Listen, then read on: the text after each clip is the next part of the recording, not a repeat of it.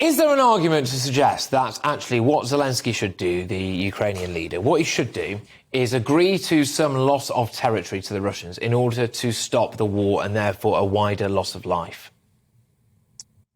Well, that's what President Macron and various other leaders in the West say, but I don't think it's their position, or indeed mine, to agree to that. I think it's very much a question for President Zelenskyy and the Ukrainian people as to whether they're willing to basically give up territory to Russian aggression, or whether they want to continue to fight on, as, for example, we did in the Second World War. You know, there was an argument to say that, and many people made the argument at the time, that we should not have fought the Germans because of the immense loss of life involved. We should have come to terms with them.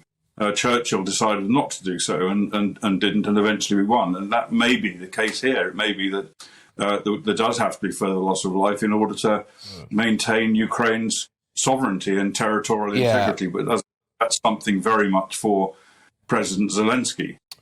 Yeah, look, I agree with you. And also, I think that the way... I'm not asking you to comment on this, by the way. You're much more highbrow than this. But my personal view is I am absolutely staggered by the way that various different European nations and leaders have behaved in this particular issue. And I imagine that Emmanuel Macron would not be particularly happy with, you know, I don't know, Putin taking Calais, for example, and just leaving it at that. And it does appear to me as though Macron is in somewhat anyway in Putin's pocket, although it wouldn't take much because he's a teeny tiny little man.